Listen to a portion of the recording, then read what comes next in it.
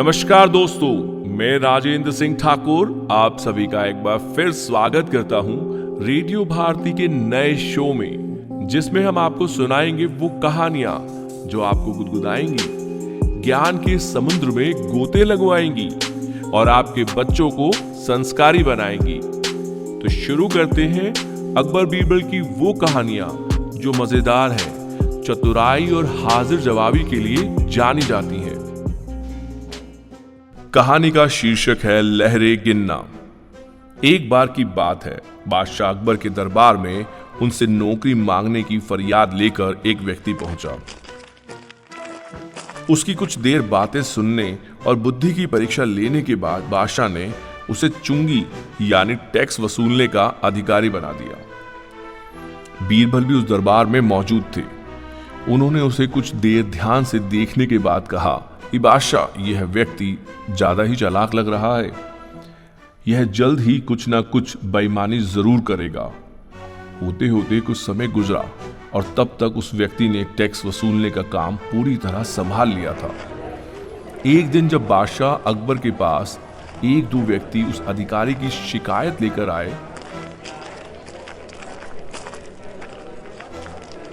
शिकायतें मामूली थी, इसलिए उन पर ज्यादा किसी ने ध्यान नहीं दिया।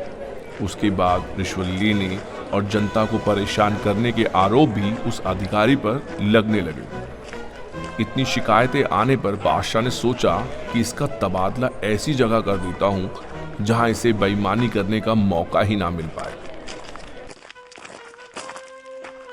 इतना सोचते ही बादशाह ने फैसला किया कि उसे अस्तबल का मुंशी बनाया जाए। फिर अकबर ने मन में कहा कि अब घोड़ों की लीड उठवाने के काम में ये क्या ही बेईमानी कर पाएगा। वहां मुंशी के पद पर पहुंचते ही उस व्यक्ति ने फिर रिश्वत लेना शुरू कर दिया। उसने सीधे घोड़े की देखभाल करने वालों से कह दिया कि तुम लोग घोड़ों को कम दाना पानी खिलाते हो।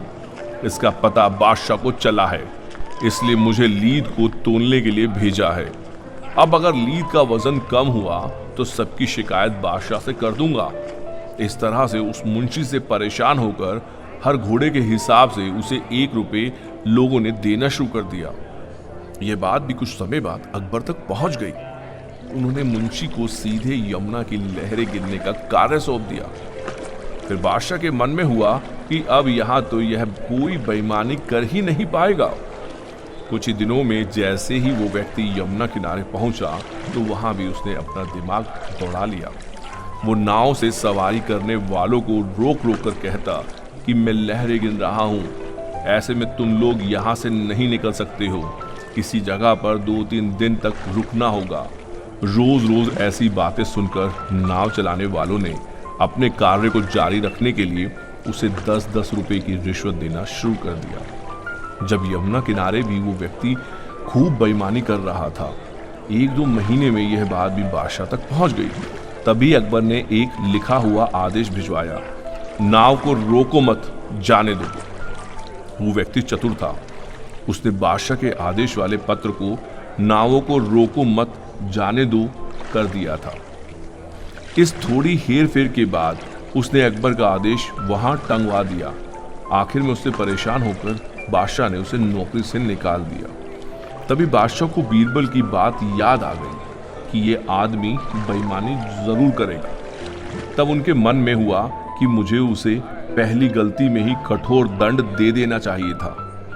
कहानी से सीख, दुष्ट अपनी दुष्टता और बेईमान अपनी बेईमानी कभी जाने पर भी नहीं छोड़ता है। अगर आपको हमारी ये कहानी पसंद आई हो तो इसे लाइक, शेयर और सब्सक्राइब जरूर करें। आप कोई भी सुझाव देना चाहते हैं तो कमेंट सेक्शन में आकर जरूर लिखें, क्योंकि आपके सुझाव हमारे लिए बहुत कीमती हैं। तो अगली बार फिर मुलाकात होगी एक नई कहानी के साथ। तब तक के लिए मैं आपसे विदा चाहूंगा इस वादे के साथ कि आप बने रहेंगे रेडियो भारती के साथ।